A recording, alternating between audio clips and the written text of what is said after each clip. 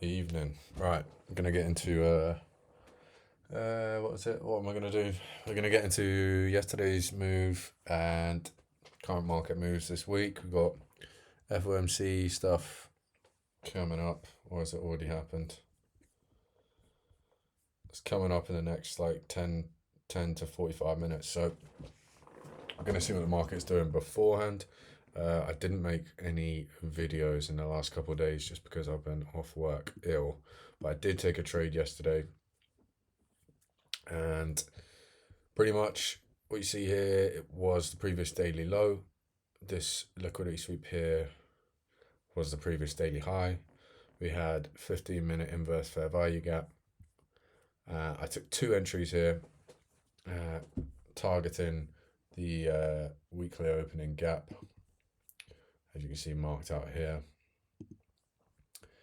And yeah, pretty much I closed the first one around break even, and the second one was just like a bit.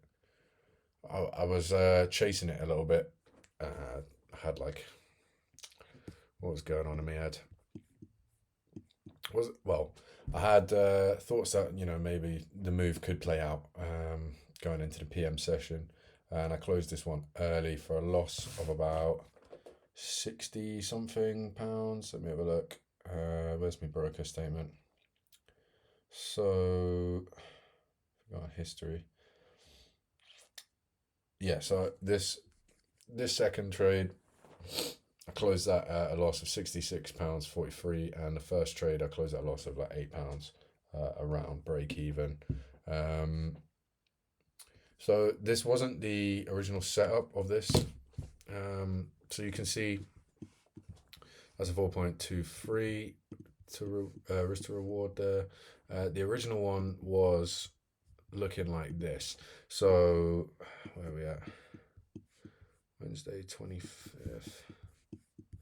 Right. So yeah, the original stop was like above here. I think on a 5 minute, it was like there, and pretty much what I was looking at in terms of what could possibly go against us was the fact that we broke all-time highs, and so what's this? 8:30, 8:45. So 8:45 to 9 o'clock, manipulated up, and then we formed the inverse fair value gap downwards at market open, and then from that, unfortunately, I have to keep swiping between. Yeah, we got this 3 minute and 5 minute fair value gap, which was my first entry. So it looks something a bit more like this. And I was thinking, that's probably pretty smooth. We can do that. We can put our stop loss above this candle and go for a nice like 3.4-ish to one trade. And the risk to reward on this was, I think it was like £200, just because I placed a market order. We got 8, we got 19, 20. Yeah, it was something like this. 205 stop loss to 700. Is that right? I think it was more like 500, 600 and something. Take profit. So it was nice. It was a nice looking trade. I followed my model, and yeah, pretty much. I was just carefully watching it between like the 15-minute and the 30-minute chart. We got like quite a quick wick up into the inverse fair value gap, and then price was just consolidating for a long time.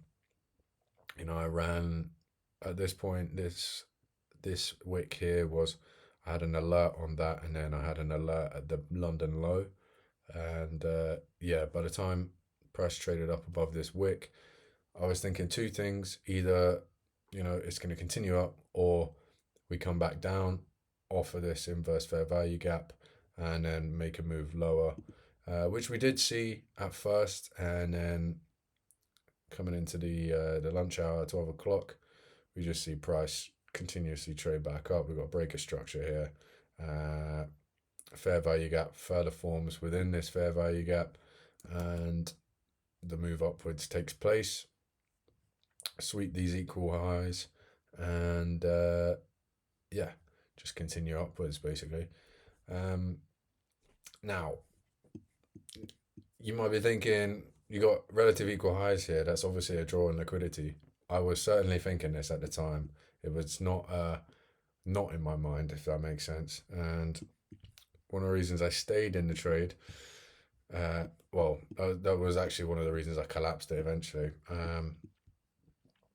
But one of the reasons I stayed, or I placed the trade, was one, it's following my model. Two, around the same sort of time, we'd already swept the high here on the Nasdaq. So yeah, it just seemed to me that was like an SMT. How accurate that is, I don't know. In my head, that was fine, but I might have to look at that a little bit more. So yeah, I think ultimately it was just one of those, didn't go my way, and I made the right decision to close the first trade. When I did, maybe I could have held it for a little bit longer. I think we ran about like £60 profit at one point, but when you're looking at a trade that's about 600 to 700 take profit, £60 isn't really much to consider. So yeah, it's just one of those. The second trade was a bit more impulsive, if I'm being honest, and yeah, I think I went in with lower risk. I had my stop like just above here. And it was just one of those. I ended up closing it a bit early once it started running back. I think the stop loss on that would have been about £90 or something to make like 300 and something. So, yeah, that was Tuesday. And in terms of what we're looking at today, I am still looking at this to be a target at some point. I might need to sneeze in a sec. Hold up. But right, there we go. But yeah, today I was looking at, do we have an inverse fair value gap around here? Yeah, not really here. Just around, like above the previous daily high, we just didn't really get one. So, or at least a clean one. But yeah, I wouldn't count this. I would say this one is invalid here, just due to the size of this wick that goes through it. And yeah, ultimately, London lows could have been targeted, I guess. Not London lows. It doesn't even matter. I haven't even traded today. So, yeah, ultimately, we got FOMC in the next, 45 minutes. So, yeah, no trades today, and we'll see how we go. But is that everything? I think that's everything. Yeah, you can see we've been very bullish this week so far. It may just be the case that it's a very bullish week and this just acts as a draw on liquidity in the future. We'll just have to see how the markets move, but I do definitely have that in mind for potential draw when price action is looking a bit more bearish. So yeah, maybe going into November we might see a bearish couple first weeks, and then we trade down into this and then continue upwards to form a bullish monthly candle. So we'll just have to see how we go. That was actually that was a 4 hour candle. 4 hour candle. I'm still like a little bit ill. My head's a bit over the place.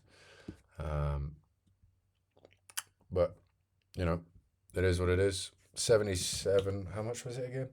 It was minus £74.56. We lost 63 and 6.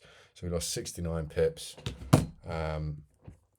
Yeah, it's nothing major. So we will just see how we go into the rest of the week.